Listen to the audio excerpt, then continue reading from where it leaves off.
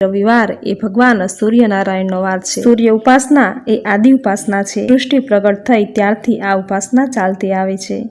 સવારે, બપોરે અને સાંજે તેમના સ્વરૂપનું વર્ણન કરતા શાસ્ત્રો કહે છે કે ઉદયે બ્રહ્મણો અસ્તુ, મધ્યાહને તુ મહેશ્વર, સાયંકાલે સ્વયં વિષ્ણુ, આદિત્યાય નમો નમઃ।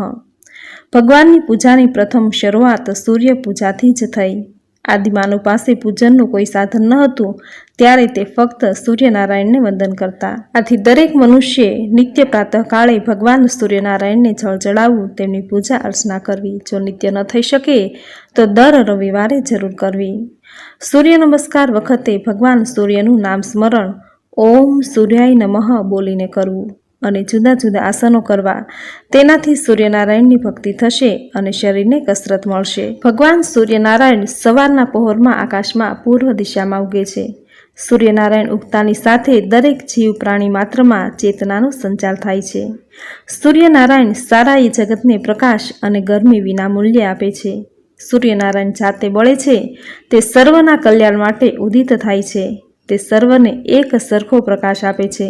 તેમને મન કોઈ ઉચ્ચ નથી કે કોઈ નીચ નથી, તેમને મન સર્વ સમાન છે। ભગવાન સૂર્યનારાયણ સિવાય પૃથ્વી પર જીવન અશક્ય છે। સૂર્યના આપણા પર અગણિત ઉપકાર છે। તેમને આદર આપવા, તેમનું સન્માન કરવા સૂર્ય ઉપાસના કરાય છે।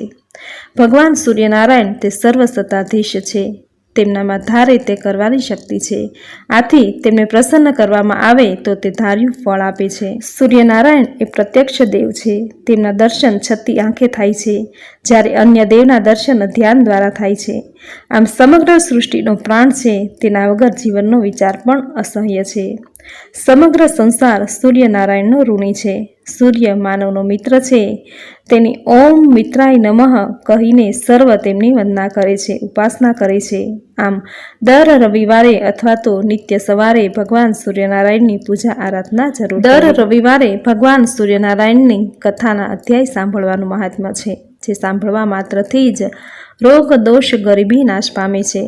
જીવનમાં સુખ, શાંતિ, સમૃદ્ધિ, સમાજમાં માન સન્માનની પ્રાપ્તિ થાય છે। તો મિત્રો, આજના આ વિડીયોમાં ભગવાન સૂર્યનારાયણની કથાનો અધ્યાય પહેલો સાંભળશું। જેમાં સાંભળશું સૂર્યનારાયણના પ્રાગટ્યની કથા। જો આપને વિડીયો પસંદ આવે તો લાઈક, શેર, કોમેન્ટ કરી ચેનલ સબસ્ક્રાઈબ જરૂર કરજો। નારદજી કૃષ્ણપુત્ર સાંબને કહે છે કે હે પુત્ર સાંબ, 1000 યુગની રાત્રિ પછી નારાયણને સૃષ્ટિ રચવાની ઈચ્છા થઈ। તેથી તેમણે વરાહ રૂપ ધારણ કર્યું અને પૃથ્વીને પાતાળમાં જળમાં ડૂબેલી તેને બહાર કાઢી લાવ્યા અને તેનો ઉદ્ધાર કર્યો।